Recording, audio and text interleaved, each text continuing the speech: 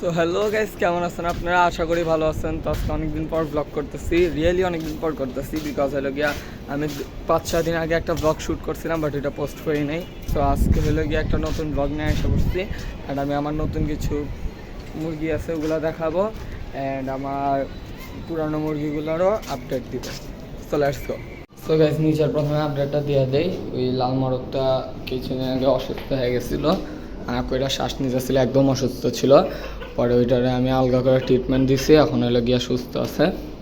আর Fermi মোরগটাও দেখতে পারতেছেন, মাশাআল্লাহ আগের থেকে অনেক সুন্দর হয়ে গেছে, দেখতে পারেন সাইজ। আর মুরগিটা এই যে মুরগিটা ফার্মি মুরগি, অ্যান্ড এই যে আমার দেশি মোরগটা। আর এখানে আছে হলে গিয়ে সিল্কি মুরগির পানিগুলা বাইর করে দিব। পানি এখন আর দিয়া রাখবো না, নাইলে হলে গিয়ে যে পানি খায় মুখ পুক পুরা ভিজা যায়। তো টার্কিগুলো এখানে আছে। কিরে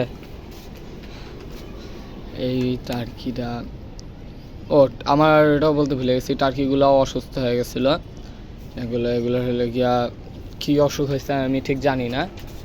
আমি এই যে মুখটা মুখের মধ্যে এগুলো মানে শুকায় গেছে, হয়েছিল এখন শুকায় গেছে।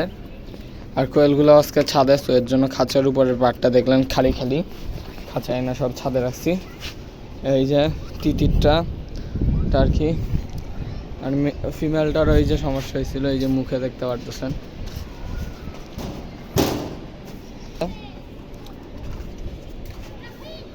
আর এই যে বাচ্চা টার্কিগুলো আমি দেখাইতেছি। আমার ছেলে টার্কিটা দেখেন, মাশাআল্লাহ কত বড় হয়ে গেছে। এটা হলো গিয়ে আমি আজকে ধইরা দেখাইতেছি, বিকজ পাগুলো তো ধরা যায় না। দাঁড়া এই দেখেন অনেক বড় হয়েছে, অনেক বড় মাশাআল্লাহ। এর পিছনের সাইজ মাশাআল্লাহ অনেক বড় হয়ে গেছে। আমি এগুলো যখন আনছি তখন ভিডিও দেখেন, এখনও ভিডিও দেখেন। আর কালারটা অনেক সুন্দর আসছে, বাদামি কালার। এই দেখেন পিছনের ফেদার, এই যে মাশাআল্লাহ এটা অনেক সুন্দর লাগতেছে, অনেক সুন্দর হয়েছে। কিছুদিনের মধ্যে বড় হয়ে যাবে, অ্যাডাল্ট হয়ে যাবে ফুল। মা গো মা অনেক লাফালাফি করতেছে। কারণ কাদাকনাথ মুরগি আছে, ব্ল্যাক টার্কি আছে, ওগুলোরাও দেখাই বুঝতেছেন। অনেক বড় হয়েছে, মেলটার থেকে একটু ছোট, বাট ভালোই বড়।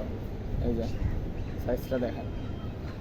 তো এগুলো আমি হলাম গিয়ে ফিউচারে প্যারেন্টসের জন্য রাখছি, এগুলো আমি সেল করব না, এগুলো আমার বড় হবে, ডিম দিবে।